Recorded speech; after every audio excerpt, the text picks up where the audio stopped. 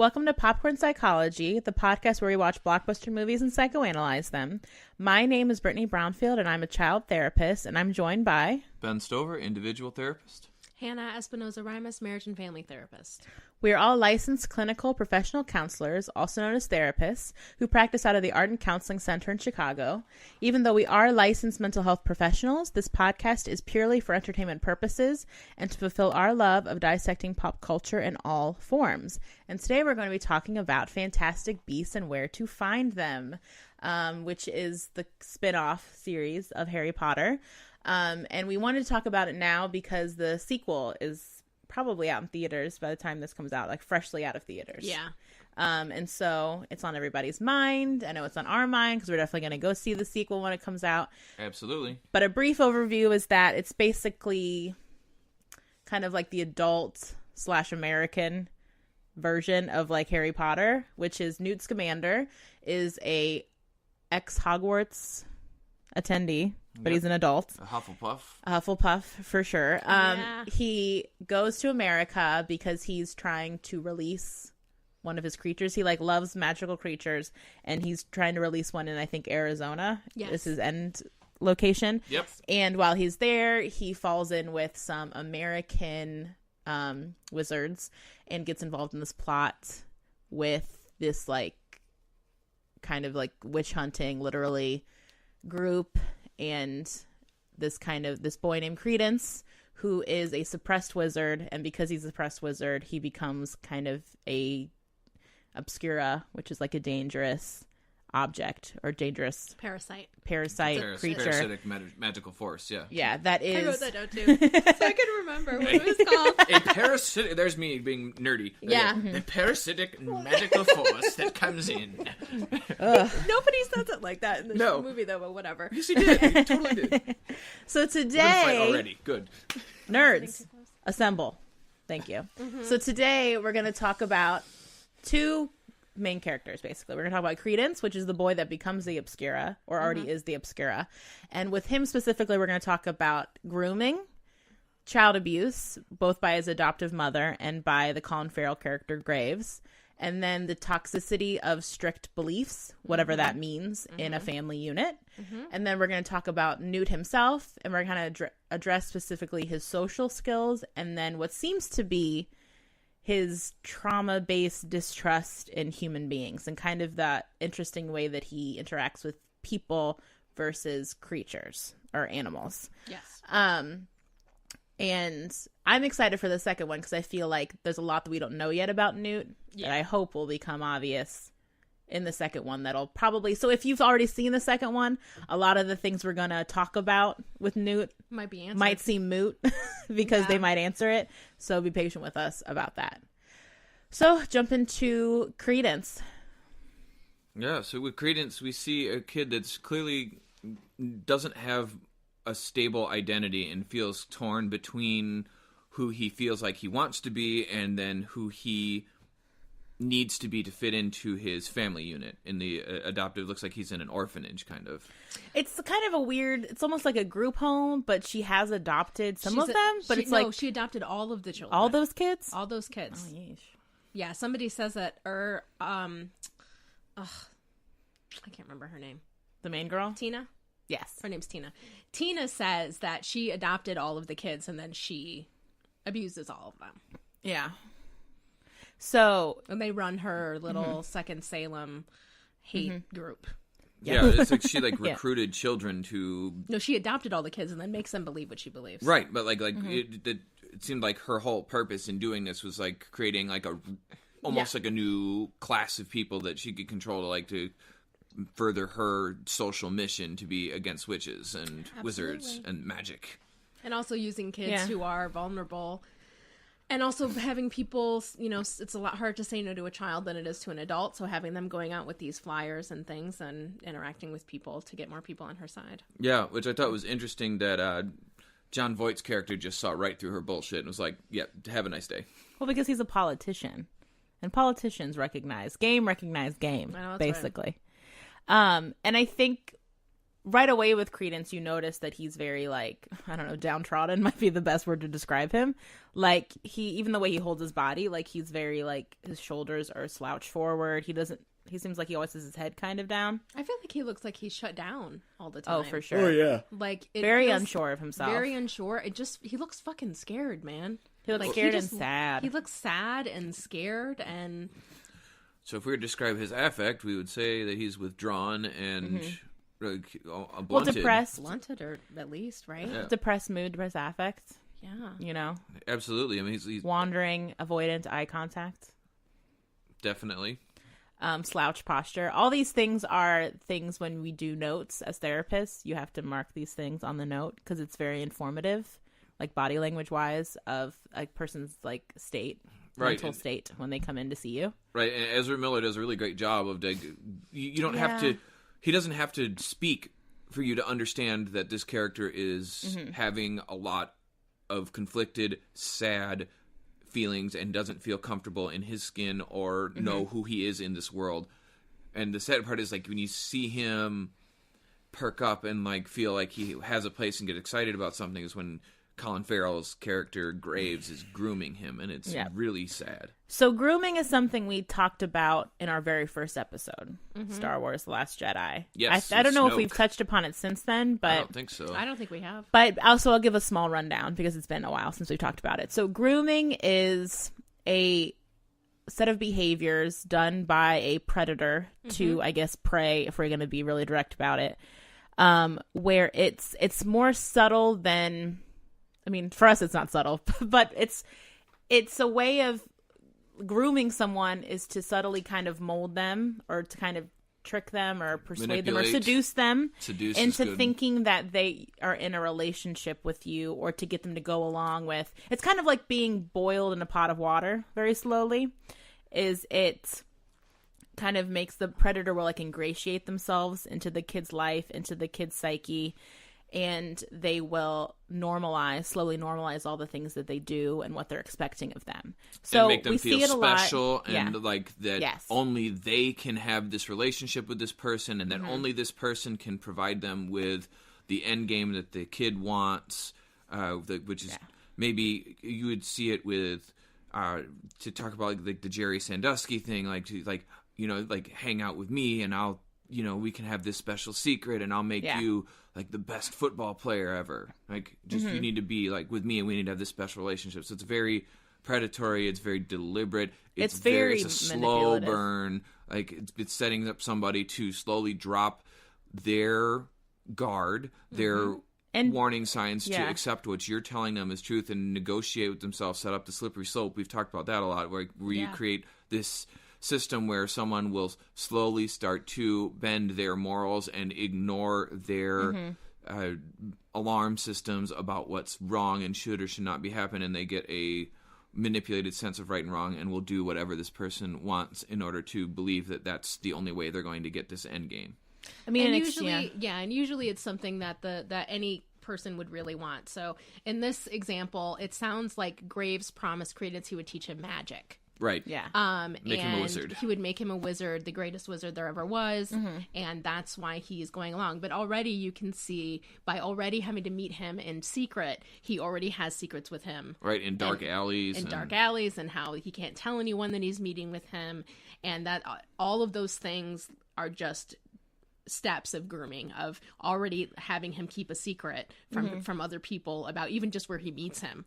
And it can start really isolating. And when it's done, I hate to use the term when it's done well because that sounds gross. But like when it's done well, it's pretty innocuous at first. Yeah. Like it'll be like, let's say, use a more realistic example, like a mentorship. Like, hey, I'm gonna give you a snack, but you're not supposed to have a cookie. But like that'll just be between us because we're cool, right? You and me are cool. So it'll start because whenever you hear stories of people who have been abused, it's usually not like a slam bam abused like in and out sort of situation. It's usually a slow like, well then he'd put his hand on my arm and then he'd put his hand, then he'd give me a hug and then I'd sit on his lap. But those would be maybe over the course of months that it would slowly progress. And so that's kind of also a version of grooming, which is making you slowly more comfortable with something that should make you uncomfortable. Yeah. Right, because you're starting to negotiate with yourself, well, I guess this is okay. It's just him, it's okay. And like you see like this kind of thing. Family Guy is actually really great at this with Mr. Herbert. Like, I got some popsicles in the freezer if you want to come down. Like, asking, like, no, sounding all nice and generous, but, like, really we know it's not for a generous purpose. And they also give reasons about or are able to identify feelings that they might have and then make those sound normal. Like, well, it probably feels weird that we're meeting just together, but I've had a lot of, I've met with a lot of people, and they're some of the best wizards that have ever been. This is kind of how it goes. This is like what everybody kind of has to go through. And so again, giving all of this reason and continuing to make it so that their narrative is the only one that you can believe. Right. The story that they're telling especially if it's in an isolated situation. Like another example would be, like, let's say you are thinking that you might be gay, and this is the only gay person you've ever met before, and they're maybe a predator, and they groom you, and they create the whole narrative about being what homosexuality is like. And so then you're like, well, I don't know any better, and they're telling me this story, so I believe them, because I also don't know who I am or what this means or what it would look like in practice. Yeah. I mean, and I'm not saying, like, obviously there's a big difference between predators and being homosexual, but that's like another example of maybe, like with this, where he's a wizard, where it's like something in a vacuum of knowledge, where you just don't know anything about something about you. That is very normal. Being gay is normal. Being a wizard in this world is quote unquote normal. Yeah. But someone perverts it because it is a secret knowledge because of the situation. And I think this movie is textbook grooming. Like, if you ever needed to teach someone about grooming, or like to educate someone about grooming, this would be all the scenes between Colin Farrell, between Graves and Creedence are like textbook grooming. Absolutely. Like, how close he stands to him, how much he touches him, how he says to him, you're a special young man, you are the key, you're different. Like, he's making it seem like they're in this together, like, you're the only one who can help me, like, we're partners, like giving him that token and necklace. Saying, like, this is very special, and I wouldn't give anyone this. I wouldn't trust anybody with this necklace. And he just has to touch it if he wants to get in touch with them. Yeah. And I think I remember the biggest thing that I was like, no, and I think one of the gives me the heebie-jeebies. Yeah, and all that stuff is very. I would say the thing that probably feels like the biggest red flag, if you're watching it, is the physical touching. Like when Graves holds Creedence against his shoulder. Yeah, but I think the bigger, more subtler, important red flags are like the communication parts, where he's like, I couldn't do this without you. You're so important. I'm gonna teach you to be a wizard, because that's the stuff that's more. Not subtle, but kind of that I think probably has more weight with Creedence. Like, that's probably what he's thinking about all day long. Well, especially, and also when in this case, clearly Graves has picked someone who has already suffered abuse at home. And so any kind of kindness or gentleness or specialness that someone points out to him, of course it's going to feel like, I'm going to validate that thing you're so worried about that you are. Like, I'm going to tell you that's not only okay, but that's also what makes you great. Right, which is their MO. They usually very carefully pick their targets. I mean, they are someone predators. Who's socially isolated, someone who's had a history of trauma. It's not always that way, but those are often the people who get targeted, people who may already be willing to sacrifice normal boundaries to have someone pay positive attention to them. I mean, in the movie Spotlight, where they talk about the sexual abuse in the Catholic Church, they talk about one of the reasons why they picked boys is because they're less likely to talk about it because of all the shame about what happened to them. Mm-hmm. And that's why it was with boys and not necessarily with girls. Because sexual preference. Yep. Yeah.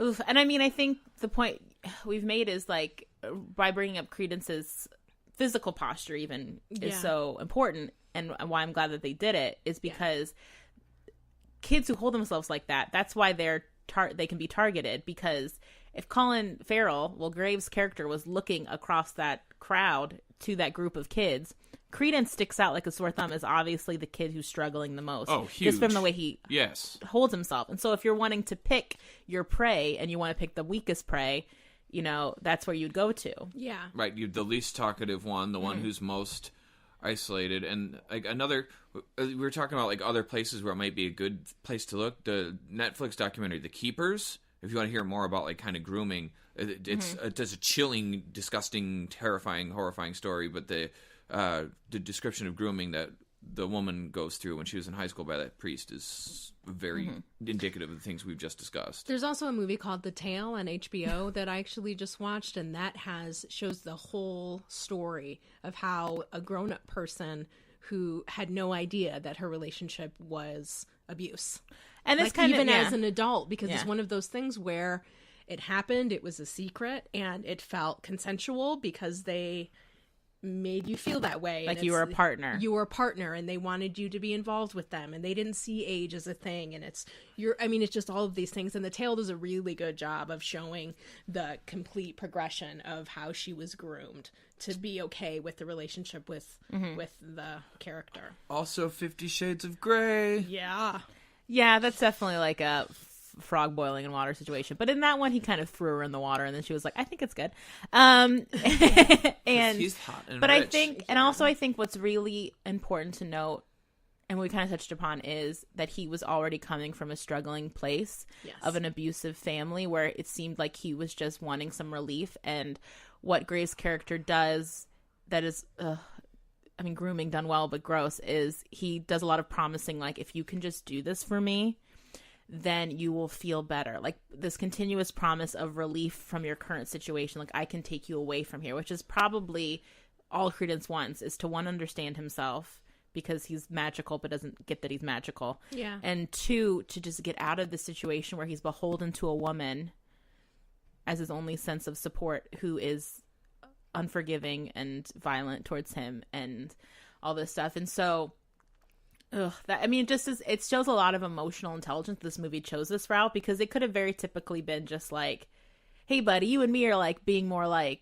buddy like manipulation. But this was so, I remember when me and Hannah Frawless the first time when it first came out 2 years ago, like I could feel my body, like my whole body tense up and like my shoulders go to my ears because it's such like an obvious predatory, almost obvious. Like sexual, like intimate, like the way that he touches him, like grabs him by the back it's of like the a head hop, and skip, and brings a him jump in. from Ooh. sexual He puts abuse. both of his hands up alongside his face and around like he's gonna kiss him. I mean, like I'm assuming, and I'm assuming that doesn't. the actors and the director and the writer made that choice, to make him that invasive, because to make it that uncomfortable, because those are very deliberate body language choices they all made, right? That made it so much more skin crawly.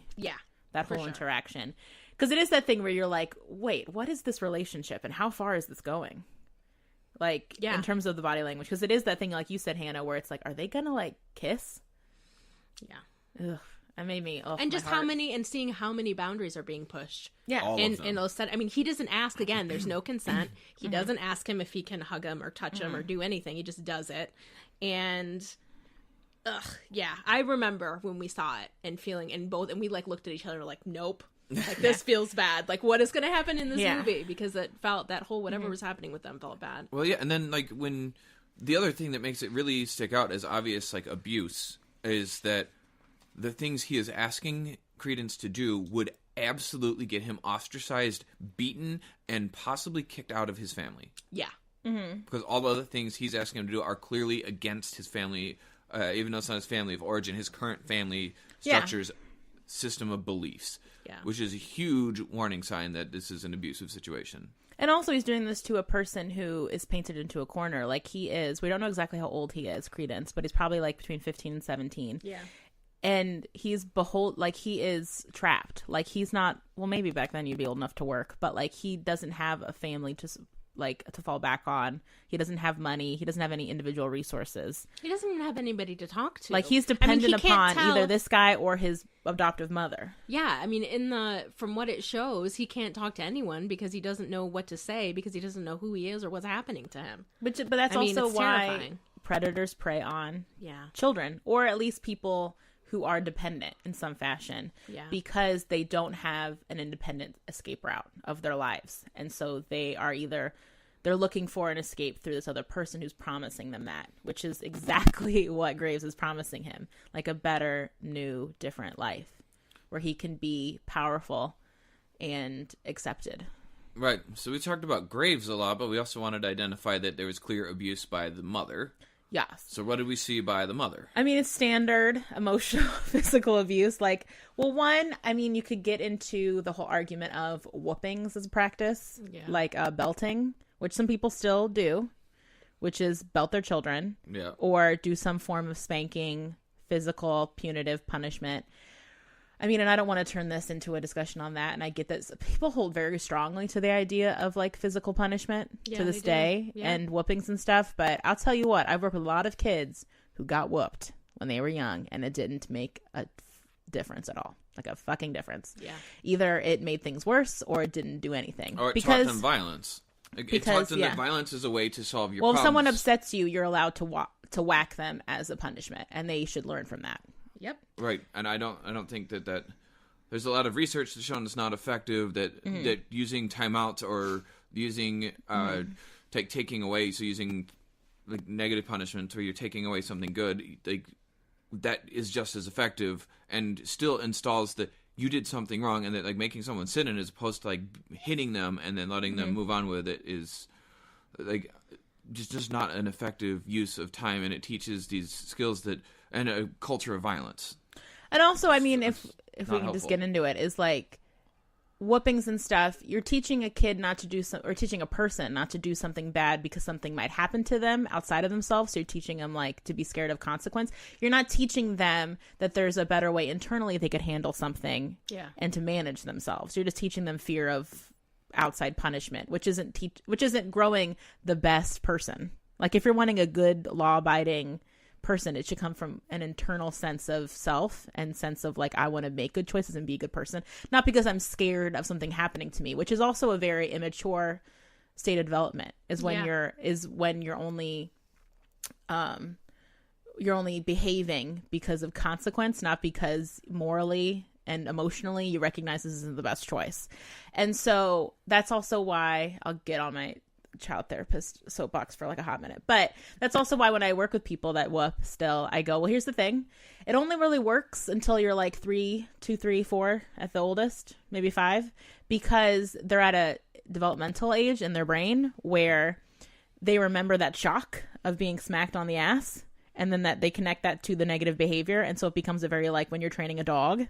But the thing is our brains don't stay in that dog area for too long. And so once you get past that age, it doesn't have the weight that you think it does anymore. Because here's the thing. Then the kid will just think, I want to do this thing. I can stand like 30 seconds of my ass hurting. Yeah. And then I get to do what I want.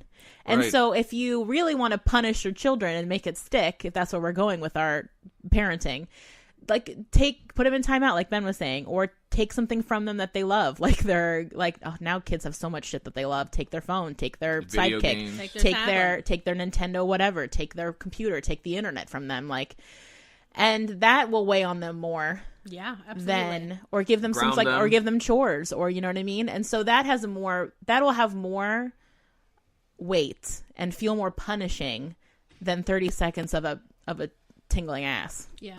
For sure. But for real though, and that's why when you read parenting books and stuff, like they say you shouldn't even spank until a certain, like after toddlerhood, because it doesn't have the effect that you think it does anymore. Because it will work effectively on like a toddler because you're trying to scare him, much like you would smack a dog on the nose. Yeah, but that's right. But once a dog starts thinking like a human, that wouldn't work anymore. Right. Well, and then also when you would do that, is like you're talking about when you need to have an immediate correction that provides an immediate behavioral response, like when a kid's running into the street, like a slap on the ass to startle them, trying to scare them. Right. Like go no, like, and this results in pain. Like touching a hot stove might be like. It creates an immediate jolt where you're creating a behavior response. You're like looking at the basic science of it, but once the brain develops further, this is no longer an effective thing, and a person can out-rational it, just like Brittany is describing. And like, there's serious age limits on when this is effective, but some cultures hold on to it for a long time. Because I would have kids straight up say, like, I can handle that. Like, because if they know they're only going to get their ass beat, like, they'll be like, I can deal with that. Because also, a kid that regularly gets smacked around like that gets pretty tough in terms of what they can handle, in terms of pain tolerance and what they're used to. And so these kind of kids also get used to getting whooped. And so they're just they're like over it. I think that it's also one of those things where that's when it becomes abuse, and that's when, and the kid is like, well, I'm not gonna cry. I'm not gonna ever cry again. It doesn't matter how hard you hit me. Doesn't matter how a power struggle, like an alpha dog situation. Exactly. And so, Yeah. So, I mean, I agree with, all the stuff that you guys are saying. And I think that what we see, besides the fact that she's emotionally and physically abusive, is also that she has given them a set of beliefs that they have to follow, and that if there's no wiggle room, there's no room to make mistakes, there's no room to do anything, and which means there's no chance for you to learn how to be anything other than what you are. Well, being in a house where there's no flexibility, the good example is when he finally snaps and kills her, is that he comes home kind of maybe a little late. Yes. And all it is a little late, like after dark or whatever. Yeah. And maybe he didn't tell her where he was going, so there's secreting in that too, like she doesn't know. Or she suspected what he was actually doing, and which is meeting with a wizard, which is the worst thing he could possibly have done in her eyes. And so she immediately, even though he says, I'm sorry, I was out late, it's like this, there's no discussion. It's immediately belt. It's immediately hateful.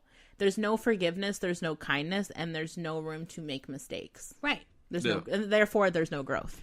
Yeah. No, and she makes him, she shames him and trains him like a dog in order to take his own belt off so she can beat him with it. It's creating this idea, which some people also have this idea with as parents and as in family systems of your kid should be scared of you, and that's what respect looks like. Which, I mean, there should be a certain amount of fear of authority because they are your parents. And you should be scared of disappointing them and being punished and whatever that means. But you need that in a society for society to work. But there's no fear of consequence. When it gets to this level, there's also no love. Right. No, and the other thing that this mom is lucky of, because they've seen this happen too, and this often results in the out of home placements, is if you start hitting a kid that is big enough to hit you back, domestic violence will happen because the kid's gonna snap. The kid will snap, and the kid will also start to figure out that I am probably stronger than you, and fuck that. There's a lot of stories that you hear about where kind of this exact situation, which is eventually you pull the belt out of their hand or you smack them back, and then that's the end of that. But then it's what's the power dynamic then? Because then now your kid has alpha dogged you, and then what's your relationship? And that causes an even bigger disruption in the relationship and the family dynamic, and can result in severe problems for the parent, because now their role as the top dog in the family unit has been completely disrupted and proven false, because likely these things happen in front of other family members. And which it does in this movie. Which it does in this movie, where the sister. The sister and one of the other kids, and she makes him go upstairs and stand at that top of that balcony. Fuck, and beats him at that balcony. They never show him it's getting so beat. Dehumanizing. I mean, she creates a perfect kid to be targeted for abuse. Yeah. She dehumanizes him. She makes him feel, and she says him you are bad. You've always been bad. Your mom was bad. Your birth mom was bad, so you're bad. And just creating a child who has no sense of self, has no idea what good, healthy love looks like, especially from an older parental figure. Yeah. And so of course they'll get love where they can get it. Yep. Which is from this Graves character. And I think also what Graves touches upon, which this mom also sets up, which you kind of said, Hannah, which is when you come from a household where there's no wiggle room in the belief system. And that doesn't just mean necessarily religion. That could mean anything. It can mean anything that is where everyone acts and behaves and should act and behave and look a certain way. And if you don't, there's just no flexibility. I would argue, you do see a lot in religion, I'll be honest. I think this is kind of a good metaphor, the Creedence thing, for homosexuality or sexual orientation, coming up in a household where maybe you couldn't be gay and gay people were bad. And though then you hear your parents your whole life going on and on. Well, not on and on, but enough. Saying things love the sin or hate the sin. Homosexuality isn't natural. It's a choice. And they will, and I think sometimes people say that not thinking anything about hey, your kids that you're raising may one day be the thing that you're shitting on. And then because of that, they're not going to feel like they can talk to you about it. They're going to keep secrets from you, and they're going to go somewhere else for that love and support. And they're going to feel all sorts of shame about themselves. And I would say another more subtler version of that is families that lean really hard into diet culture. And I've worked with people where they have so much problems now that they're older with their identity and their weight and stuff, because in their family, maybe they shit on fat people or what they consider fat people, or they, were very into wealth and fitness, and maybe the parents are really healthy and they don't think like, well, I might have a kid one day who struggles with weight eventually. And then what's that kid going to think about themselves? Because I've created an identity within our family where it's our belief system where everyone should be healthy if you care about yourself or if you have value, and it's easy to be healthy. And so why can't you get your shit together? And that's a more subtle way of doing it. But I think when you hear about it more in life, it's usually more like sexual orientation stuff and things like that. Well, or just any adherence to any sort of strict beliefs. Like, and you see it with Amish culture too. Like, you can see that like it's a very rigid belief system, and if you step outside of that, you're shunned, and you can maybe never come back. And then the creation of an intolerable, inflexible belief system isn't realistic to the human experience.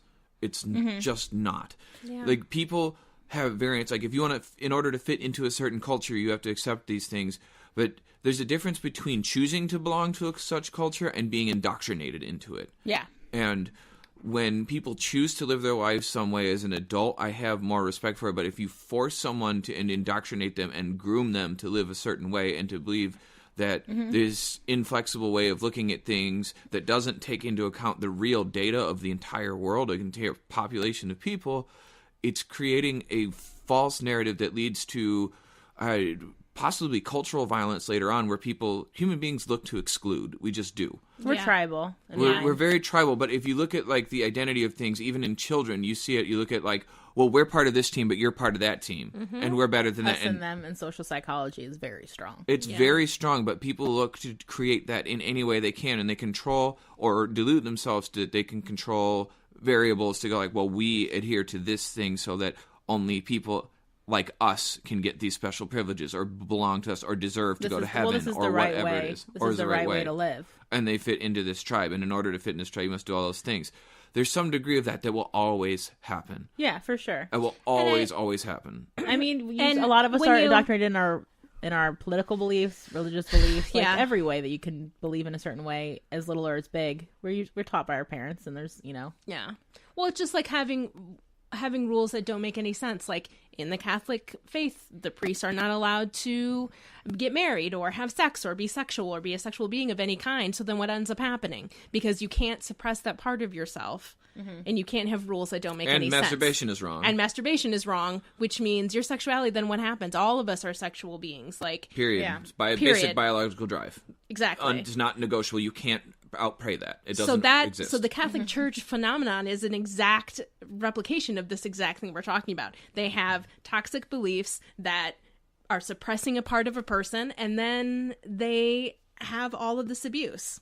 And so, but there's also been a recent thing about, I don't know what faith it is, a Christian faith that's also had a big rash of abuse towards women, which hasn't been as publicized because it's not as black and white as abusing a child, and how that's wrong. But I think in a lot of strict religious of any kinds, there usually is, and I know it's not everything, some sort of suppression of sexuality, which, and also there's also, you could say, a household where maybe women are taught that they have to be a certain way, men are taught that they have to be a certain way because of religion or otherwise. And then it's like, so what do you do if you're raised in a family where you don't fall into line like that, just naturally of who you are? Like, what if you're like a feminine man or a masculine woman? And then, or what if you're a woman who wants to do like engineering, but that's not something that's praised in your household? A lot of cultural beliefs have very strict gender roles as well. Absolutely. And so that's another way of talking about like strict beliefs is, like, what if you don't want to get married and have babies and you're a woman and your family can't get their head around that? Or what if you're a man and you like to do ballet? Or, you know what I mean? Like, it's like, there's a lot of, and so if you're raised in a household where even as a joking way, they've put down those parameters very early on and raised you with it, then it can feel like there's no safety to exercise what makes you different and to explore what makes you different. And then there's no safety that if you discuss it with your parents, that they'll be cool and they'll be loving and accepting of who you are. So there's a really good example of that actually in the movie called Love, Simon. That's almost exactly what the plot is, where he's kind of raised in a family where His mom is a therapist, and his dad is kind of like this man's man, and his dad kind of always makes these like shitty comments about something being gay, or I would never do that, and things like that. And which is part of why he has such a big internal struggle, and then why he has such a hard time coming out to really anyone, because he feels like he felt like he couldn't be himself and couldn't talk to anybody who he cared about it, because he's in this family system where it didn't feel okay for him to be like that. There was also a great episode of Bones about this. This is a real like sorry. name dropping episode. Sorry, but like my wife loves Bones so much, and we watch it all the time. So it's like her like comfort show. So we've seen probably every episode like 3 times. So there's an episode of it where they're talking about the Amish culture, and they don't have music. They don't use music at all. And this kid is like a prodigy on the piano, and he has like they find under his bed he gets like 88 rocks, and like they're alternating black and white, and he's like sneaks out into the community to learn piano, because the part of the Amish culture is that during their teenage years they get a chance to go and live with what they call the English, and they get to go live in the rest of American society, and then can decide whether they want to be part of the Amish culture or leave. But we see this kid, like, he's not allowed to have like strict beliefs, or they have such strict beliefs on music, but he's such a prodigy in music, and it causes like a horrible conflict with him. I mean, and so as we've kind of discussed, it can be as strict and black and white as this movie, which is like, I hate wizards. Wizards are bad. If you are a wizard, you are bad. And that's a very black and white thing, and that's why it made me think maybe of the sexual orientation, because that's where you also, I feel like in my life, I've noticed it most most strict. I mean, it could be as subtle as, or not as subtle as, like slut shaming for women, like women who dress like that are whores, or like, you're like, you want to be a good girl. And so I think girl that singing those songs was so creepy. But I think that you listen to the words of her songs. But I think the point I'm trying to make, Benjamin, is that I don't envy people who are parents. I'm not a parent, even though I'm a child therapist. Is that paying attention to your language around your children is very important. And I think we don't realize all the subtle ways we can create this environment, or the subtle ways we have a belief system. The way I always think about it is, if an alien was going to observe your family without you realizing for a month, and they had to figure out your religious belief by what you talked about the most, like, ask yourself that, and that can be a good way of informing you, like, is there something in my household that we really hyper focus on, that we don't think that we hyper focus on, or we don't realize how much we are portraying that as an important thing? Because it could be anything. Like, when you're thinking about it like that, it could be sports, it could be weight, it could be exercise, it could be food in general, school type grades, of studies. It could be you're going to be a doctor, you're going to be a lawyer, or you're going to be nothing. So that exists in a lot of Asian cultures. So as much as like this movie like smacks it over the head with it's like, it is a good lesson to generalize out, because the worst case scenario is kind of displayed in this movie, which is then, because I think a lot of people do this not thinking that, maybe I should chill out on this, because what if my kid is the thing that I'm shitting on all the time?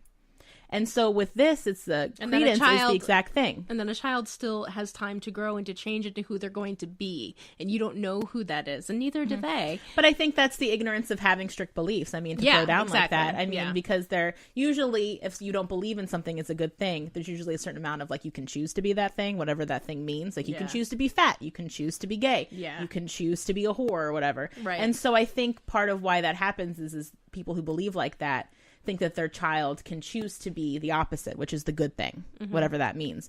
But I think what we know now is we're like evolving as a culture, I hope, is that there's a lot more, about who you are that's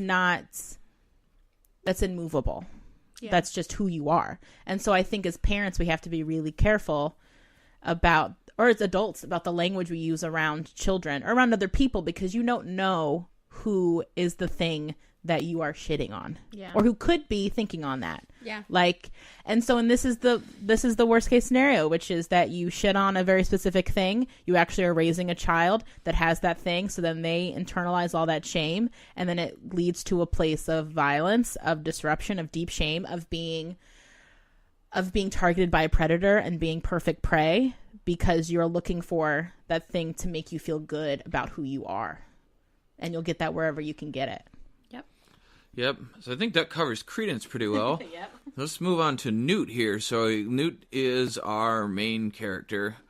What do we notice about Newt that we want to talk about? Because he's a very interesting and definitely he's a rare leading character for sure.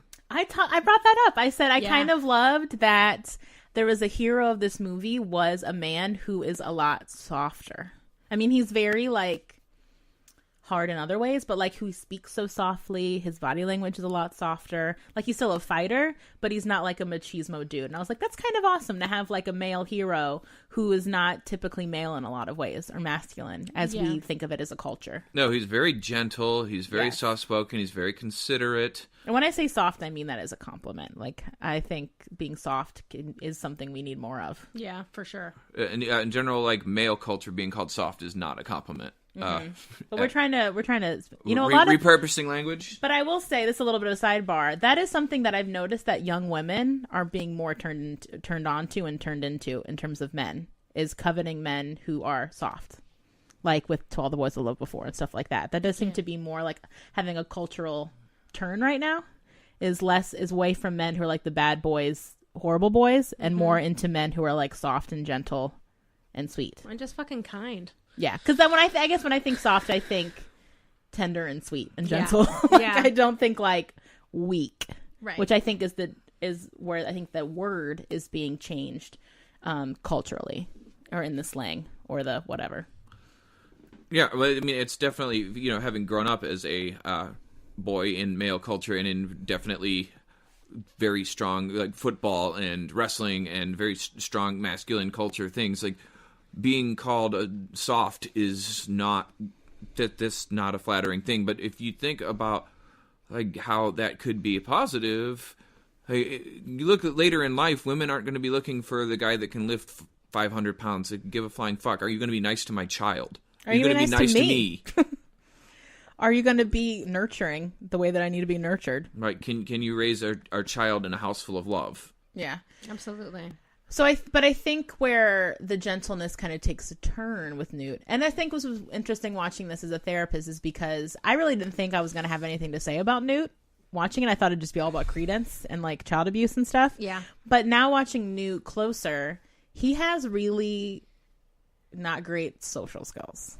No, well, he is aware of it. He's like, people find me annoying. I think he's aware of that. I don't think he's aware of what he does that makes him annoying. I don't think he's aware of his physicality, the way that he holds his body and how he turns away from people. He doesn't make eye contact. His head is lowered. Like he does. So when we got to a certain point in the movie where I said, man, it is so clear that Newt has either had a lot of experience with having to hide parts of himself or had to be in hiding or had to keep a lot of secrets. The way that he holds his body, the way that he's always kind of sneaking around a little bit, like he's very sneaky. He's very sneaky. He doesn't open up quickly, he's very or guarded. easily. Very guarded. I think the social skills too with the eye contact, it's like there's a scene where he is very close to what's the sidekick, the human guy? Jacob. He's very close to Jacob and he literally cannot look at him. Like, he has his face, like, his whole head is, like, reared to the side. Yeah. I can't remember what the scene is, but I think he's holding the suitcase open or something. Okay. And he, like, literally, he looks like he is, the idea of making eye contact with Jacob is causing him physical pain. Yeah. Like, it's like he can't tolerate it. It seems like it's less being sneaky and being evasive and more like he physically cannot tolerate making eye contact with people. Yeah. Like he's very like hunched over. He does a lot of talking with his almost like his back to people. Mm-hmm. Yep. Where he's hunched and behind and kind of looking at them, but not really, like looking down and over. And he also doesn't really carry on conversations very well. He kind of just starts talking or starts moving and starts doing something and will maybe explain it to you, but also maybe not.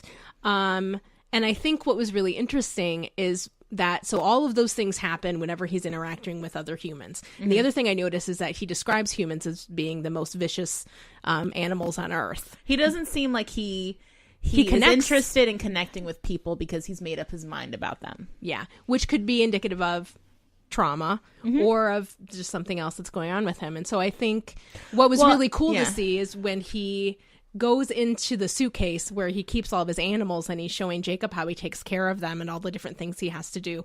He is standing up straight.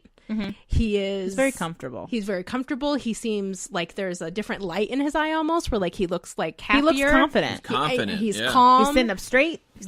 He's walking with a little bit of a swag to him. He's the expert. Like he's the king of this castle. He's interacting with the animals in a way that shows like, hey, I am the expert here, and like I'm the one who knows about all these things, and look at all this amazing stuff. But even that isn't really about Jacob. No, it's about, because he's not even, Jacob could not be there and it would be fine. Because I think that's a good point you bring up, Hannah, is that everything's on like his own terms. And like every conversation's about his objective. He just talks to them and he doesn't really like look to see if they're interested in what he's talking about. We call it like social cues of like, is the person looking at you when you talk about something? Or look like they're paying attention? Are they asking follow-up questions? Are you making sure to ask them questions about themselves? It's like the person's a non-entity in the conversation. Yeah. And one of the examples I think that I remember kind of looking at was when he brings Jacob down into the suitcase and he falls because he doesn't tell him what to do or that there's stairs. And he gets down to the bottom and Jacob is sitting down and he's making him something for his neck, for the bite on his neck. But he doesn't say, hey, I'm going to make something for you. He's just like putting stuff together. He comes over and touches him, puts it, he's like, okay, this will help. But he doesn't explain it to him. He doesn't ask him how he's feeling. He doesn't do kind of, again, this kind of social cues of saying, hey, I'm going to help you. I'm going to fix this. That's what I'm doing over here. Well, and I think too, with what you're saying with that is like when Jacob can't fit through the suitcase and then he comes down and then Newt goes, oh yeah, like that was built for me, my size. Like he doesn't even occur to him till after the fact that Jacob is different than me. And so because he's different than me, this thing that I do might not literally fit him or accommodate him. It does not occur to him until it's until it's being addressed very directly by Jacob. No, and he also they make a point of this, like he has no awareness of the consequences of his actions on society as a whole or on other people, because like he's routinely like breaking windows, trying to catch this animal and like knocking people over. He's destroying people's property, like all these people's shops that these animals are coming. Those are people who own those. They're probably small business owners. And we're talking like expensive, like all the jewelry and stuff like that. Platypus-looking thing probably stole $10 million worth of shit throughout this movie. Like insurance isn't going to cover that. No. Aww. And it is that thing where even when Jacob's really hurt in the beginning, Tina, who knows him less and has less emotional investment in Jacob, is like, he's really hurt. Like, we need to stop and help him. And Newt looks inconvenienced at best. Like, he's like, I don't have time for this. And he even tries to rationalize he's probably fine because I can't be stopped right now. I have a mission and all you people are inconveniencing me. Like, even like, he tries to sneak out when he's at Queenie and Tina's apartment because he's got to go do stuff. And like, there's all this very like single-mindedness, which you could say is just he's a man on a mission. But also that is a trait that I've seen a lot in people that struggle with social skills and with not being, because when you're not socially aware, by default, you're pretty egocentric, because if you're not paying attention to other people, you're only paying attention to yourself. Yeah. And so, and it doesn't mean that you're selfish and you're egotistical. Like, that's not what I'm saying. It's just that you can't see outside of yourself. You just don't have that ability. And so there can be a tendency to just be focused on what you want to be focused on because it's not occurring to other people. And that's why sometimes your conversations will be very about like a specific topic that only you're interested in. And it doesn't occur to you that the other person might be bored. I mean, a lot of the traits I see in Newt, I have seen in kids I've worked with who are on the autism spectrum. Now, I'm not saying he's on the spectrum because we don't know enough about him. And also, I don't think he fits it necessarily. He might be like really, really high functioning. Yeah. But I wonder if I was a child on the spectrum watching this movie, I think I would be able to see a lot of myself in Newt in a way that probably would be really fucking cool because he's the hero in a Harry Potter movie and he has all the same instinct, like odd social skills that I have. And he also, it makes it hard on him sometimes. Like, it makes me hard because people think he's annoying and people think I'm annoying. Like, that's a really common thing I've heard kids on the spectrum tell me is, I know people don't like me, but I can't figure it out why they don't like me. I know I'm a fucking obnoxious. Like, I think with the higher functioning kids I've worked with on the spectrum, it's like they have just enough awareness to realize other people don't necessarily like them, but not enough awareness to know how to change it. So it's a very frustrating place to be. Yeah, and I've worked with several kids, and particularly in residential, like thinking about it as we talk about it more, like there's a particular kid that I remember that reminds me a whole lot of Newt. And again, like, I'm not comfortable providing that like a diagnosis to him because we don't know. There could be a lot of things that cause his particular presentation, and some of them could just be personality development. But I think that if I were to see him as a clinician, I would recommend he gets evaluated by a psychologist for that reason, because he shows enough of the symptoms and warning signs here. But thinking about, like, this kid would...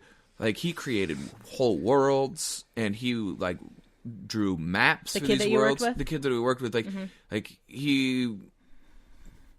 Like, it's like Tolkien level worlds. Like, he, like, created, like, the whole... And he would draw maps, and he would tell you about all the maps and all, like, the people that lived in these different star systems and how they would connect and what their roles in their society. And, like, he would talk to you about this for hours on end.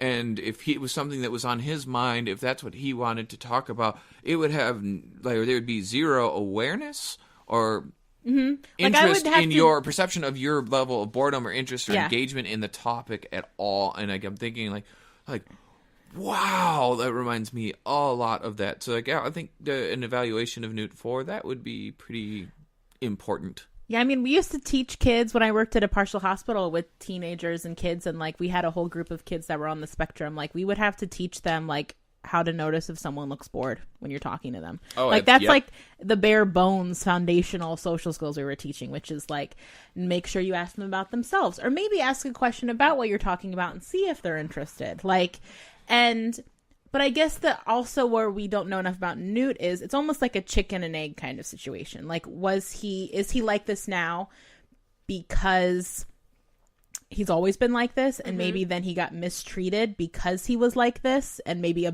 picked on, ostracized because he's always been quote unquote odd, and so then he just also doesn't like people, and so he just kind of like doubled down and never learned how to act differently because he had no interest in acting differently? Or was he maybe a higher functioning person? He was really traumatized and abused, and now he's more distant and has these odd social skills because at an age where he might have been developing them, something really bad happened, and so he just regressed and then didn't develop them at all. Because I know the second movie coming out is him when he's younger, so I'm interested to see how much of these personality traits were things he always had, and how much of it maybe evolved over the course of whatever happens to him as a young person. Because I think that's also, assessment wise, what you'd really want to figure out. Like, is this something he's always been? And because you will get, a lot of kids I work with on the spectrum will get bullied, and so then either they try to change and act differently because they want to get out of that cycle, or they're just like, people fucking suck, I don't care about people, I'm gonna go watch and do all the things I love to do, like the kid you're talking about. Like, I'm gonna fully immerse myself in the things that interest me because people are trash and they can keep it to themselves. And there's a certain level of, I get it. When you're a therapist, you're like, kids are mean, and when you're a different at all, and whatever that means, they're very mean. Especially if with Newt, I would imagine, I mean, you could speak to this, Ben, as the boy in the room, like, being a gentler, softer kid probably sets you up for a certain amount of getting your ass kicked. Correct. Which is horrible. Yeah, absolutely. And so within certain, out on the playground, or if people are playing sports or whatever, like, if you haven't found your social niche among people who are similar to you, and or it's dodgeball day or whatever traumatic thing might happen. Toughen him up with dodgeball. Hit him in the face. God, and also it makes a lot of sense then why Newt immerses himself fully into... I was real bad at it, though. Oh my god, you guys. Sorry. But back to the point I am making again, is it also makes sense sorry, why... Brittany, you weren't watching my social cues that I was distracted by your topic? I was actively ignoring them. Is that Newt, why he embraces animals so much, or creatures, is because if you have had really bad interactions with people, and you also don't know how to read people, then creatures or animals in the real world would be a safe alternative, because they are creatures, they are things that can show you love and affection, you don't have to try to hold conversations with them. All the conversations are one-sided. They, for the most part, will be tender with you if, like, you are just abide by their basic needs. Like, there's not a lot of social skills needed. I mean, people might argue this with me, but in having a loving rewarding relationship with an animal or a creature. It's a lot less unpredictability and a lot lower stakes and a lot more comfort there. And also, animals are very comforting to people. Like a lot of people with trauma. I mean, that's why they're service animals, which are kind of getting a little out of hand, in my opinion. But people really love like dogs and things like that and have pets. Like people who cannot stand other people, a lot of times will love animals. Yeah. Well, and I mean, if you, like you said, if you maintain their basic biological needs, if you feed them, if you give them water, if you give them a place to eliminate safely, they're going to show you like love. If you show them love and respect, they're probably going to give it back. And it's, particularly if you become the person they're dependent on for food, they're going to show you positive regard always. And it's also, and they can't call you a bitch. They can't hurt, like they may bite you, but then you can just write that up to being an animal. Like they're not going to deliberately like smack you across the face or make fun of you. Like they're very safe. No, and we know with Newt too that we learned from Queenie, even though we only learned a little bit, which is interesting that him and Queenie are such the polar opposite pair. Like she's so pro-social and friendly and bubbly, and she is. I mean, she's clearly like the foil to him in this movie because she is so perceptive of everyone's needs because she can read minds. Yep. But she is like the exact opposite of him. She goes right into his mind, which is like the last thing he wants ever. Probably the most dangerous thing for him is someone really getting in there with him. Right, and that's the second most upset we see him in the whole movie. Yeah. Second most. The most upset is when he's afraid they're going to hurt his animals. Right. Yeah.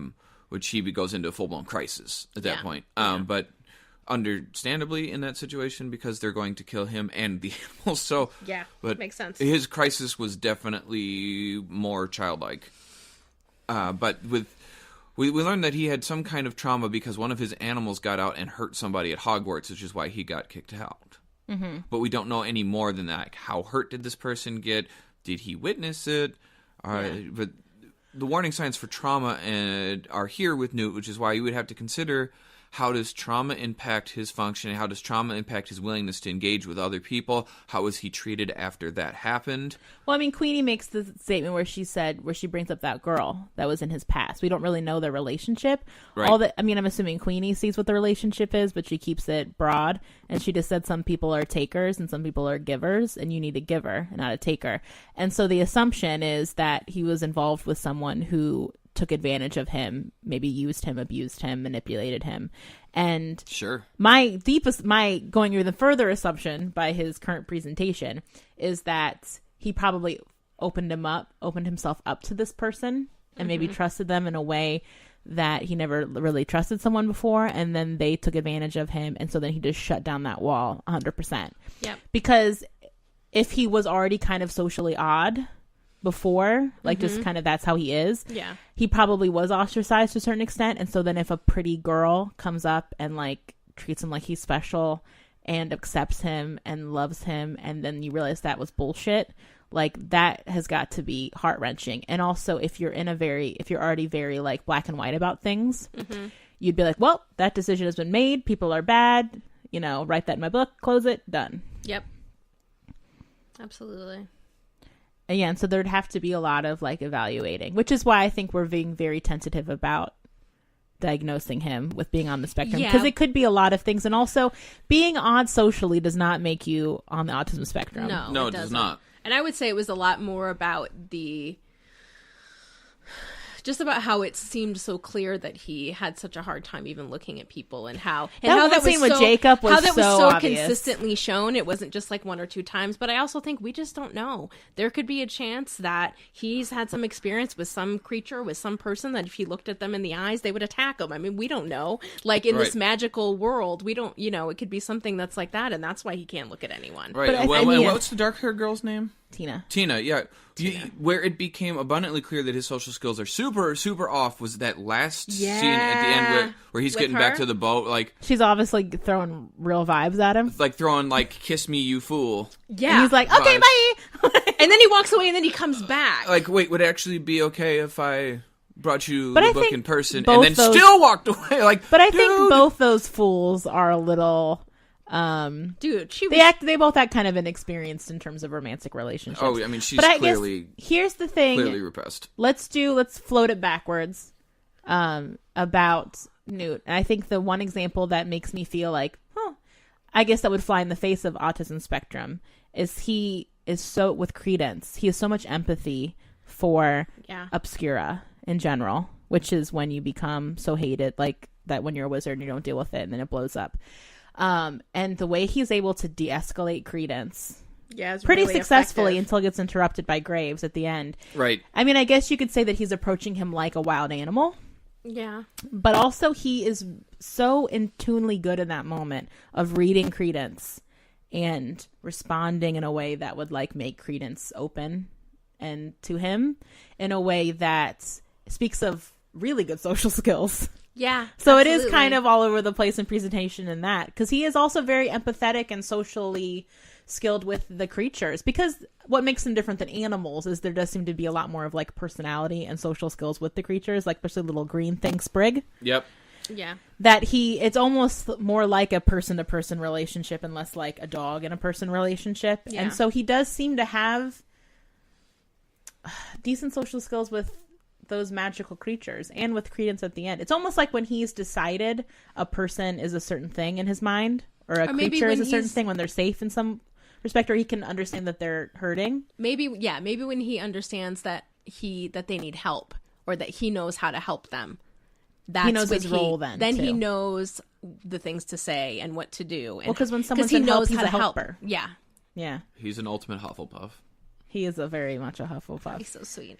But I do I think it's a good point, is that he's comfortable being a helper. Yes. To wounded, helpless things. Yeah. Whatever that means. Yeah. Or whatever that creature is. Yep. And so as soon as Creedence becomes that, he knows exactly what to do. He knows exactly how to handle it. But that would be something, not to get into treatment, that let's say if he came in and he was like, I want to be able to have a relationship with a woman or whatever, you know, or grown-up relationships, or I'm struggling at work because no one likes me, you would probably be like, you have potential. Because look, when this happens, you're able to, when you're a helper, you're able to lock into these very specific, read people, help them. So that means you got it in there, buddy. So how do we expand those skills outward and generalize them?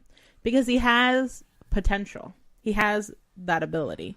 And it could be something where you say, well, why don't you try to teach a woman how to do something?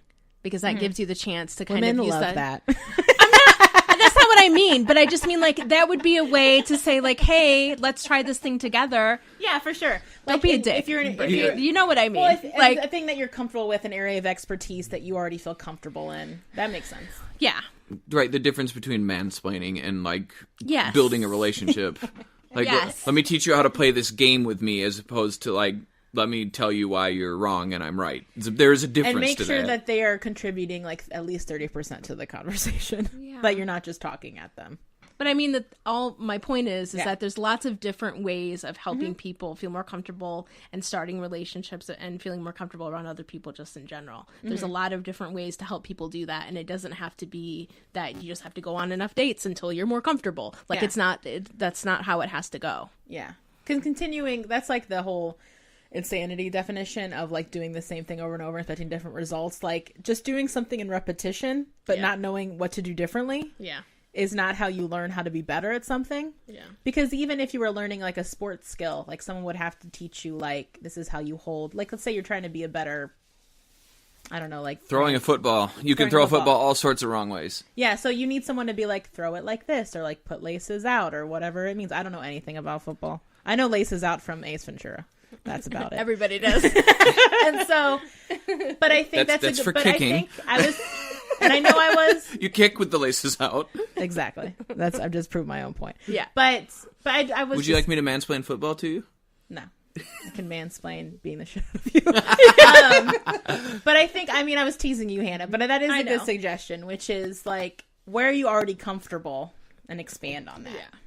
Yeah. So we could jump into the treatment portion, because we're already kind of talking about it. Absolutely. I think so. I think the treatment for these cases would generally be pretty straightforward. Creedence would be harder. I think Creedence would need a mix of things, personally. If I were to be in charge of his treatment, I would think that for Creedence, I would want to see group, like a support group for sure. I think it would be helpful for him to be around kids in a similar situation and Correct. realize that he's not alone and that he's not like the wrong kind of person, like that he's not wrong and bad, like Right. realizing there are other kids like him. Right. I mean, I think like ideally for him, almost like a residential setting, because like with like if we were to assume like that level of destructive behavior was happening in a real life situation, this is the type of person who would probably end up in a residential setting. Well, you know what he needs? He needs Dumbledore to come and take him to fucking Hogwarts, because that is a residential for wizards. Like he needs to be, well, yeah, Ilvermorny, because he needs to be in a place with a bunch of people like him, where he's being nurtured and praised and learning skills and learning about himself. Like Correct. that is the treatment for Creedence. Correct. He needs to be in like a residential setting and have exactly those things where he's being accepted and he has someone supportive, but he also would need probably individual to work on understanding what healthy relationships are and like how he was taken advantage of, and to have some time and space to process that, and also anger management. I mean, I definitely think with him, even just like the rapport building part of therapy, just the act of being in a room with an adult who is appropriate with you, who's drawing boundaries with you, and having, you know, Rogerian unconditional positive regard, but not being too personal and not being touchy and not being like negotiating with the relationship. Right. I think that in itself would be very positive and powerful for Creedence. Like, I'm willing to help you and you don't have to do anything for me. Right. And I don't just expect you to do have to show anything up for me. Yep. And that's not our relationship. Isn't this weird enmeshed bullshit where like everything's conditional? Because that's the big part with both of his parent figures in this movie, Graves and his adoptive mom, is all that love is conditional. I can only love you if you are a good religious boy who's not making any mistakes. And then Graves, I can only love you if you're achieving the goals that I'm setting for you. And they both unfortunately prove to him, if you do not accept these conditions, my love is gone. Like, right, Graves pulls it right from him. Like the second, my it God. was the most abusive I was thing saying I've to seen. Hannah- Like, just pulled it from him. And I was saying to Hannah, that's not a very good mastermind, because even if Creedence disappointed you, are you like, why wouldn't you just keep him on your team by being nice to him? Right. He says he's unteachable, and then he says, I'm done with you. What the fuck, dude? Yeah. Like, it's so the way that he's Well, and his mom kind of says the same thing before she tries to beat him the last time. Yeah, she does. Like, you're bad, and you're always going to be You're bad. bad, your There's mom no was bad, help and for you're you. bad. Yep. Yeah.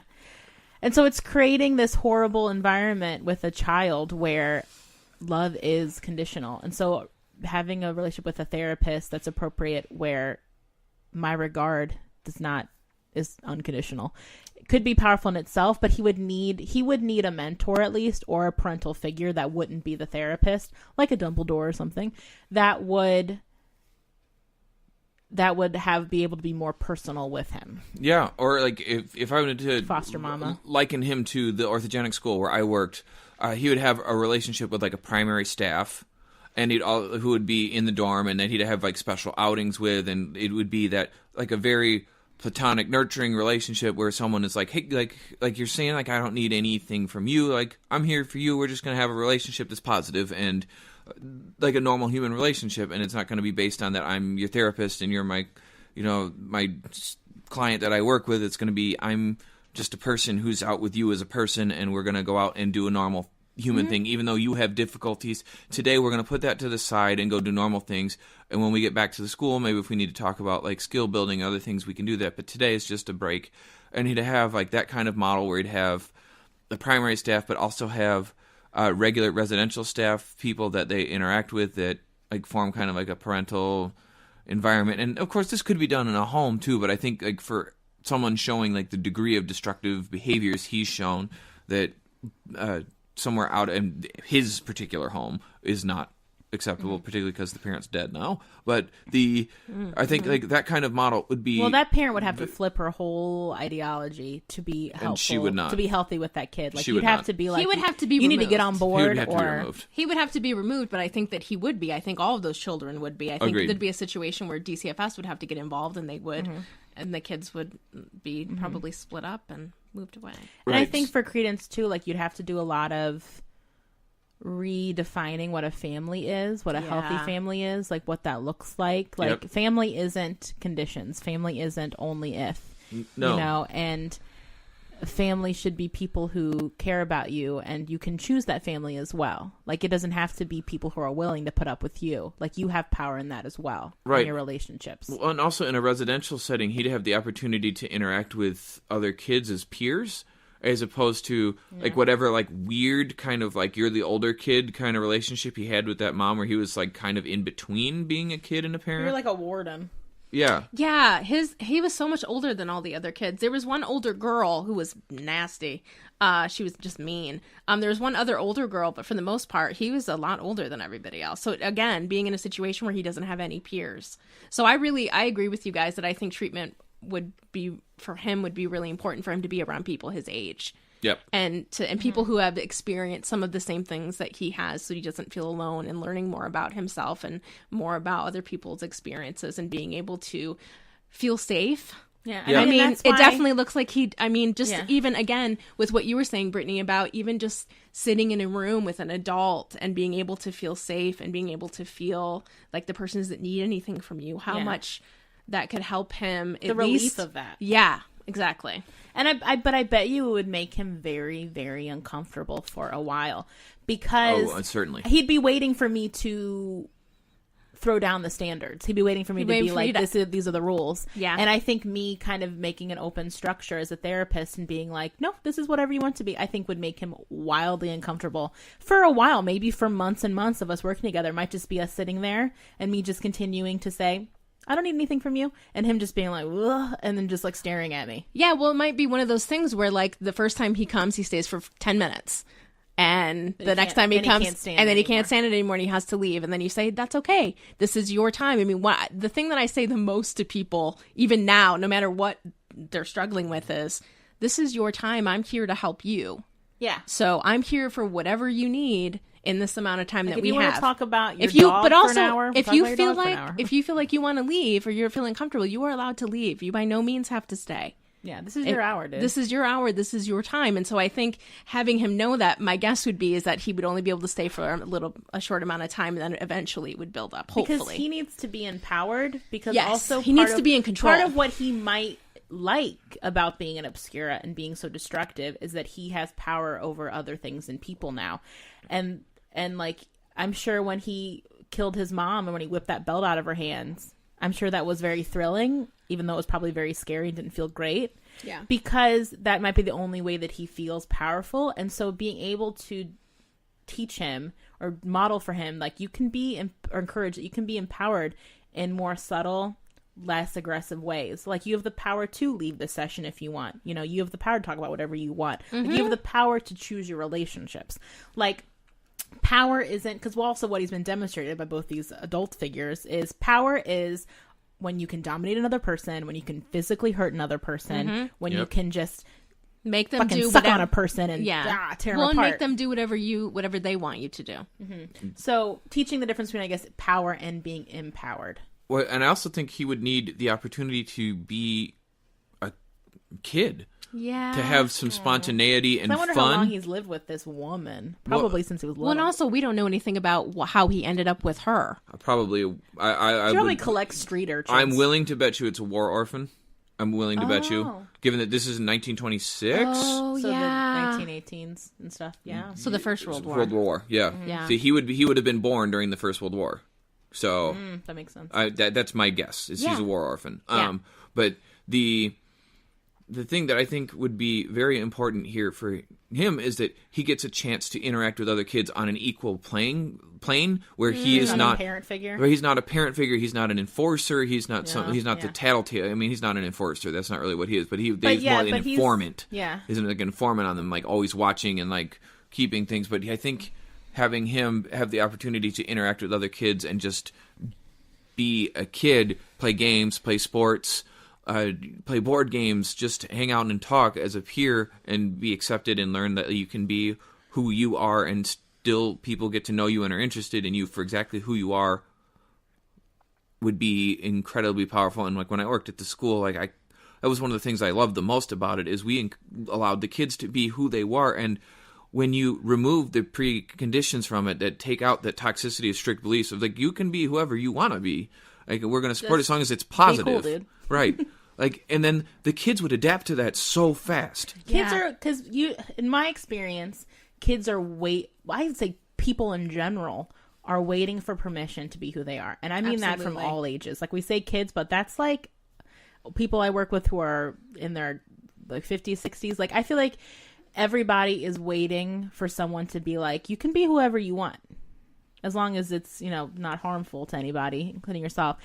And I think a good thing you touched upon too with the peer stuff is being in relationships where you're allowed to keep secrets if you want to. And you're not, your job isn't to tattle on each other, where you can't unclench, because a lot of that in both relationships he was in, which was everyone's kind of like Nazi Germany, like waiting to like report each other. Yeah, absolutely. And pitting like with each the other wand against and thing each like other. that, the one with the sister where he was like, there's no safety there. And so I think in therapy too, it'd be like, you don't have to tell me everything. Right. If you have stuff you never want to tell me, cool. You're allowed to have secrets. Healthy people have secrets. Yep. And being in both these environments where it's like you have to give everybody everything for them to give you anything is so heart-wrenching. And so being in these relationships like you guys are talking about in residential, where it's more equal. Right. I think that would be just tremendous, because he's basically already in a residential environment. So that's like where he's going to, this is not. So he wouldn't rebel home. against it, and that he'd be comfortable there probably to a certain extent. I would imagine so, yeah. That would be the hope, for sure. Which my assumption, because I know he's in the second movie as well, even though I thought he totes died in this one. Same. But he's in the second movie. And so. Is he? Yeah, he's like, he has a better haircut than Christ. Well, but he was already the Flash, so they made him a cool kid now. So well, okay. Well, have you seen Justice League? it is so bad.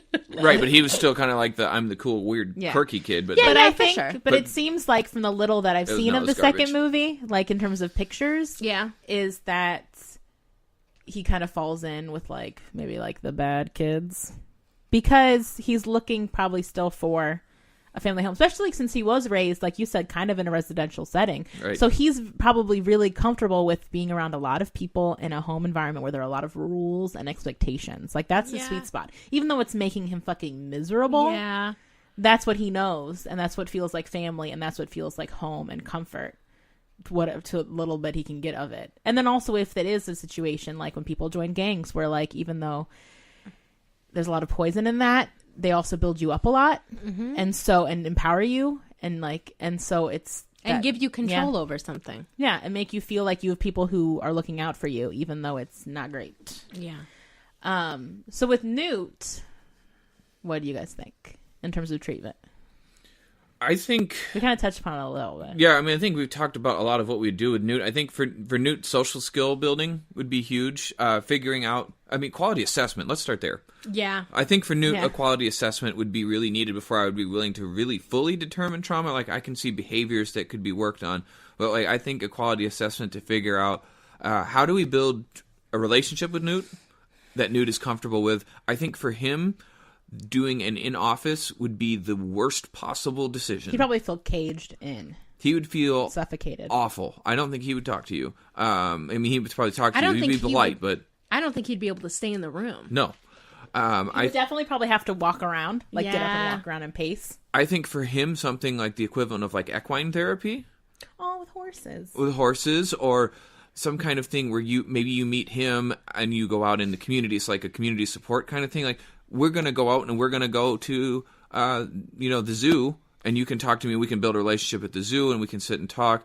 We could go to an animal shelter and work with animals, and we could talk together kind of about you and work on social skills. But I think sitting in an office with this character would be absolutely intolerable for him. It would be very aggressive for him, because it's like you're sitting across from each other, staring at each other. You're looking at him. Like, that would be it'd be probably intolerable. That's what I mean. And so I think what's good about the community stuff, like you're saying, Ben, is that also it gives you an excuse not to make eye contact, and maybe to be standing next to each other and not across from each other, or even with your backs to each other, and you're busy with your hands. Because I know we talked in Sixth Sense how it's very rarely that you work in a community with someone unless it's treatment-based. And this is a very good example of the flip side, which is when it is very much part of treatment. Yeah, I don't think you would have any sort of success. I think you'd have to go, since he's an adult, it'd be more similar to like what happens with Thresholds, where people go to meet people in the community in a place where they feel safe in their home, And that's part of why the model works is they don't have to come to an office. Somebody's going to come to them and meet with them in their environment where they're in control and feel safe. And Thresholds is a social service agency in Chicago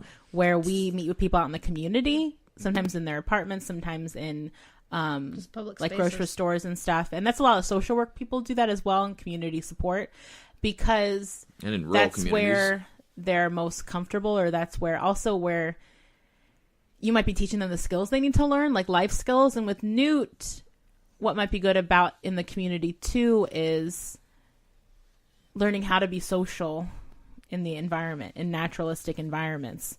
Like if he was wanting to, let's say, I think the only reason why he'd go into therapy. Yeah, I was going to say that. I was trying to think of a reason why he would come. If he wanted to have a romantic relationship and was really struggling, or if he was wanting to be in a group of people and was really struggling with fitting in or Or at not work. upsetting them. If he got into, like, say, a vet practice and, like, he wanted to fit in, I think that would be a situation where he would come in. Or maybe Otherwise, he they'd come probably in would as not. part of couples therapy, and then like they'd be like, I think you need to be seen individually.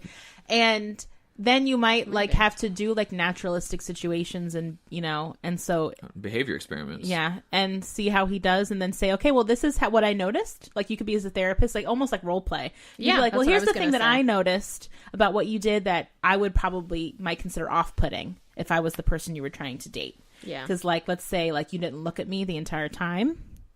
Like, but it'd be very much like, I'm not picking on you, like, because they're coming to you to learn these skills. Right. So you're like, you're big. And also, he seems like a very pragmatic person. He's very comfortable being pragmatic versus emotional. And so you can approach it very like you're learning a task and you're learning a skill, and it's very practical. And so you should learn how to do this. And, make sure you ask me questions. Like, you didn't ask me any questions, or you talked for 10 minutes straight. Yeah. Without stopping. And so teaching him very practical skills about interaction with people until it becomes hopefully more naturalistic for him. Yeah. Yeah, I think that those would be great for him. I think that it would be huge. And figuring out if he has a trauma, like how we could treat that and find Does he need to work through that? Does he need to work through that? Like, did something happen? Does he need to find acceptance and forgiveness for himself? I mean, I think he definitely needs to get over or to process through his extreme dislike and distrust for like the human population.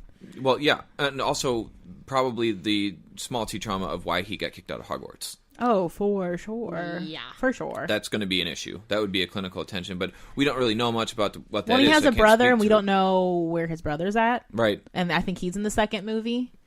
And so... Yeah, so we'll find out more. Yeah, but I think it definitely would have to be like, you're right, like you have to figure out what the trauma is and then what kind of barriers there has in place. Because if he has made his mind up about people, then you have to be like, teaching him social skills. okay, It's not going to get you anywhere. yeah, like we have to figure out like, well, what is it about people? Can you adjust this belief a little bit so that you can believe that some people are out to get you? Because part of his standoffish, like we said, might not be because he's not able to be social with skills, but that he is protecting himself. So we got to put that guard down a little bit, baby girl. Exactly. And part of that could be in therapy, just being comfortable around a therapist who's being Yeah. very challenging, but also isn't hurting you. Yeah.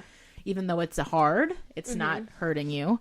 And so, and you might want to bring in like, even say like he didn't come in for couples, but let's say he was maybe like friends with Tina or like maybe with Jacob, like be like, hey, maybe you could bring your friend Jacob in and then we can do some practicing.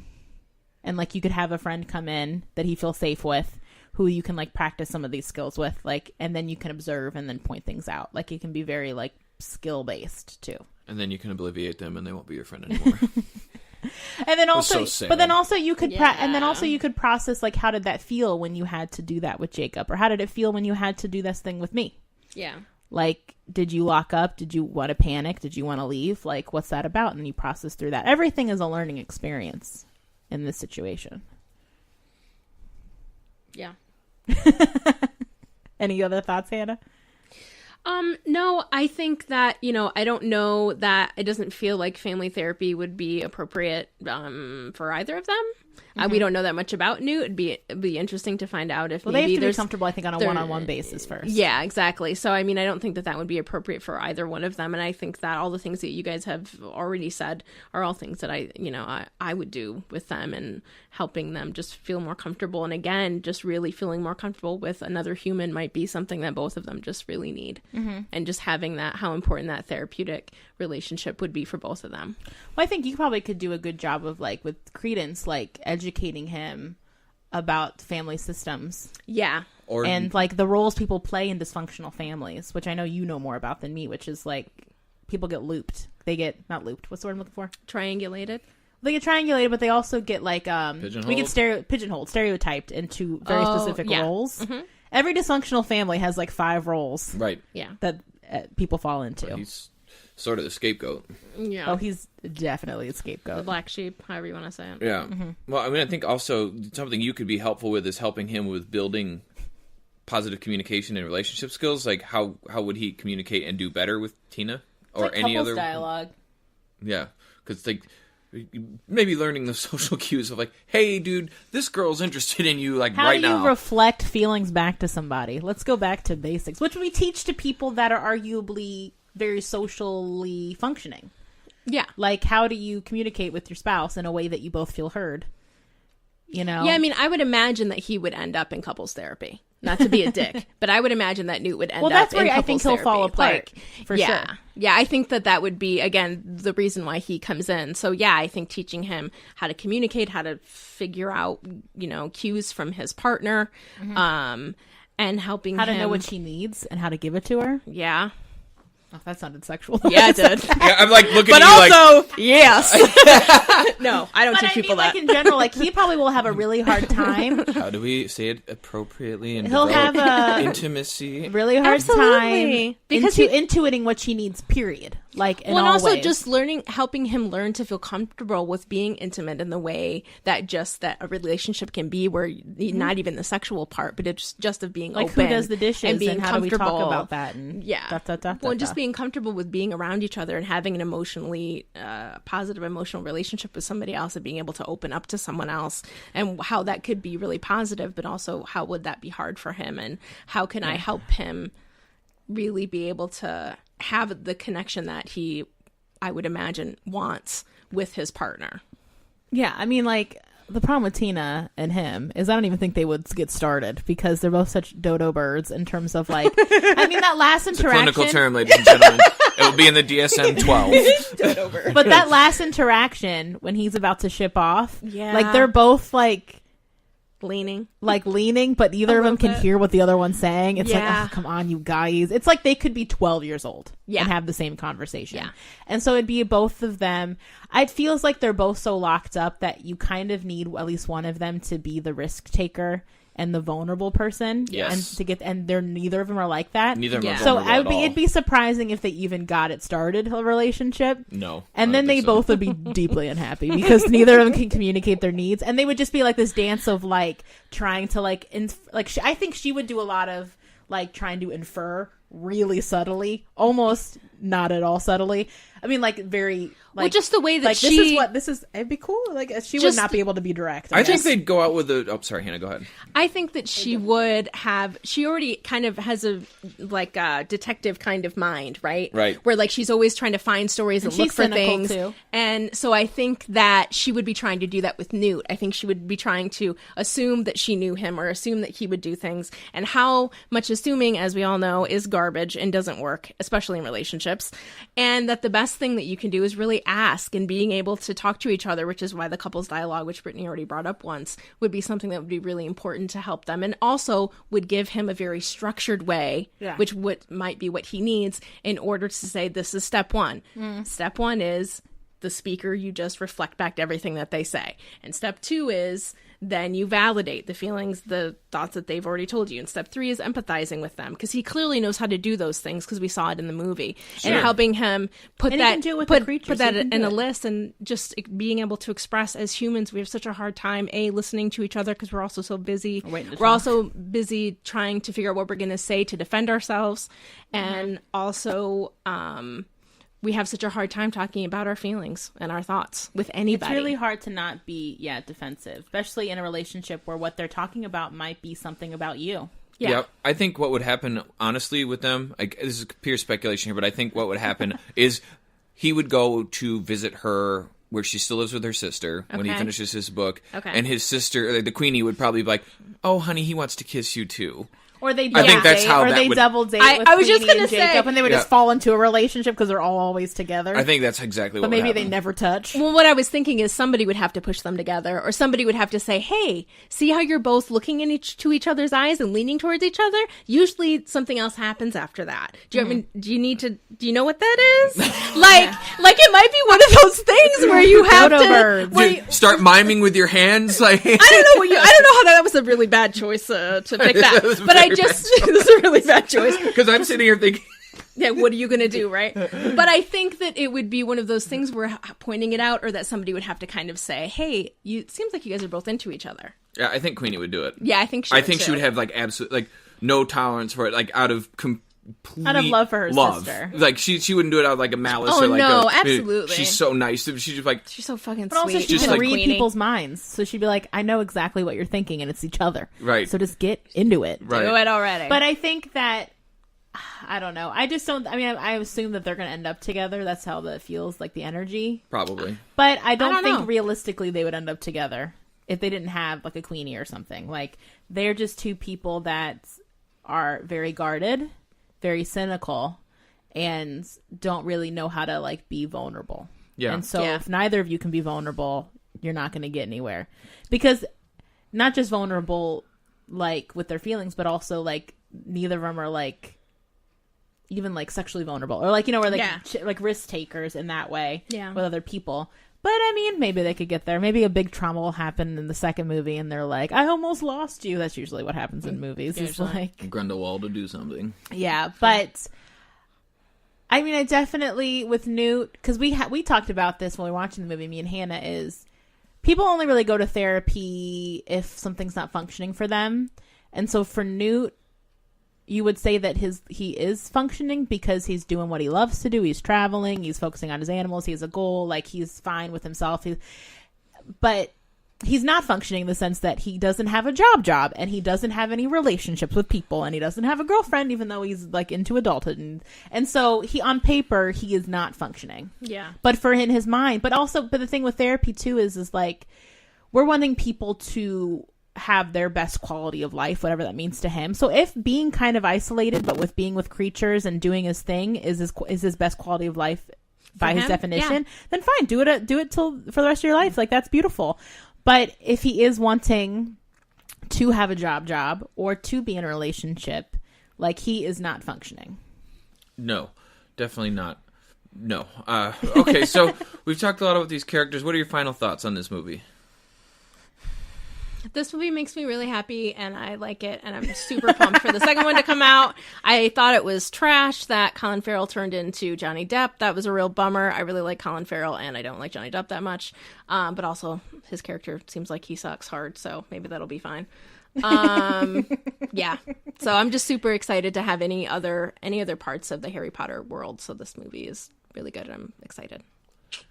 I have a little different. I feel like I was a little lukewarm on this movie. It took a while for it to get going and for it to make sense. Like, Hannah's gonna stab me in the neck right now, but I give it like a 7. I liked it, but I wanted to feel more of, like, the Harry Potter fantasticalness. I appreciated it was like a different world, a different time. Post World War I is going to feel different than the 1980s of Harry Potter, but I'm curious. I like it as this is a step to a story, so I'm kind of reserving judgment because I just saw this one yesterday. I didn't see it when it came out, so I'm kind of... This first time yesterday?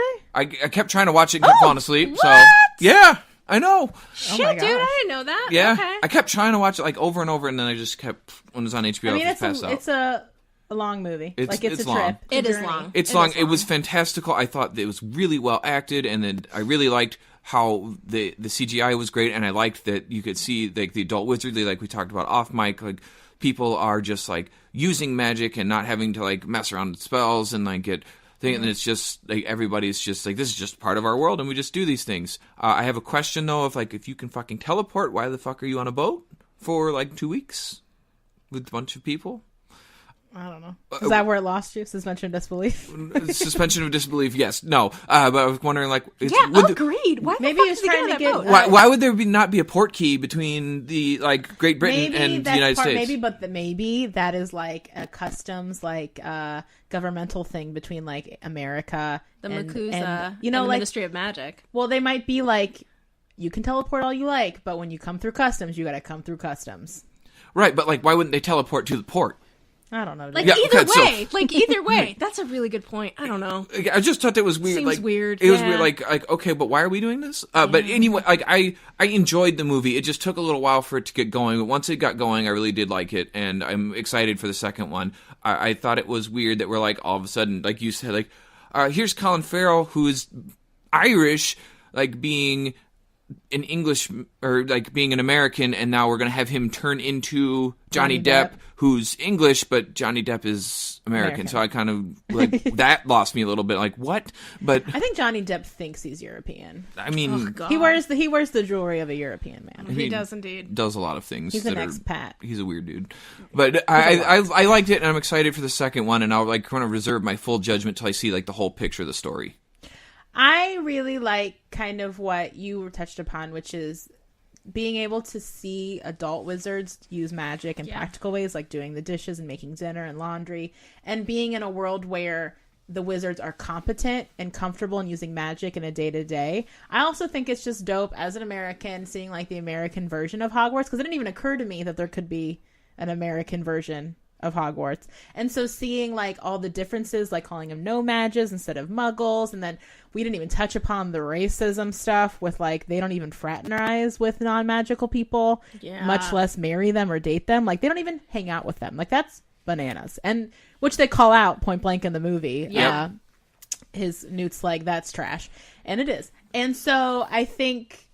But I wonder if that's, I don't know, that's like a bigger commentary on America. A bigger commentary on America. But I really liked the expansion of this world because I think we've only seen, like, the British version of magic in the J.K. Rowling universe, whereas we know there's more because the Triwizard Cup is, like, the French and the, like, Russian, I think, or whatever. Romanians? Or Eastern European or whatever. Yeah. And so we know there's a whole world. And so it's really cool to dive in. It makes it seem like the Harry Potter world is endless, which I'm all for. Agreed. And I really do like learning the backstories to people we've, like, heard. Like, the next movie is going to be super dope because it's going to have, like, young-ass Dumbledore.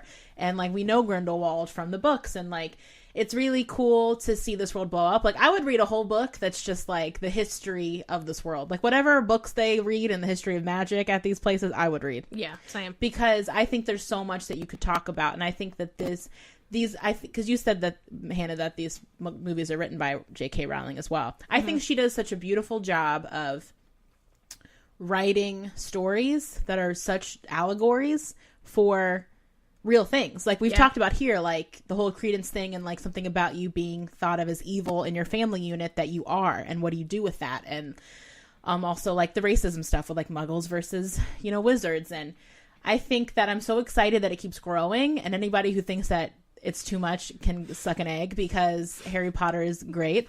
And I think it's like, I think if you were, because we went to a comic book convention. We went to a Comic-Con recently where they were shitting on these movies because they thought they were just trying to milk Harry Potter. And I was like, what? You freaking nerds are, like, could not get enough boners about the Marvel universe and the DC universe and just blowing it up and, like, making, like, Squirrel Girl movies and shit. And, like, and you want, like, every part of that universe to be, like, blown up and made into movies and just explored. But you, like, don't want Harry Potter to be more than just these movies about this little kid. Like, there's a whole world around that could be endless. Yeah. So I thought that was very biased and weird. But yeah, it was. Yeah, I would have had problems with that, too. I starkly disagree with that. Stood up! Yeah, it was intense. We, like, had to grip our chairs. We were like, I could walk out right now. I will get... You almost white womaned it. Congratulations, Brittany. Yeah. But I will write a letter. I will write a letter to my congressman. But...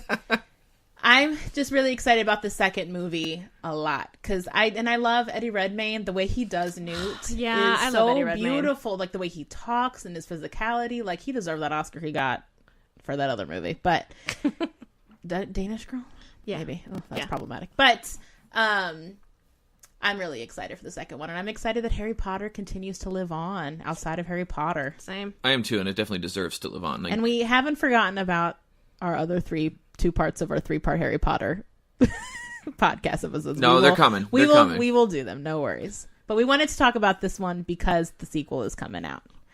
So, anybody else? Nope, I think we're good. All right, so you can find us on Facebook, Instagram at Popcorn Psychology. You can email us at popcornpsychology@gmail.com. We're at Twitter at popcorn_psych. Please find us on iTunes or wherever you listen to podcasts and rate us and review us so other people can find us. And have a good day.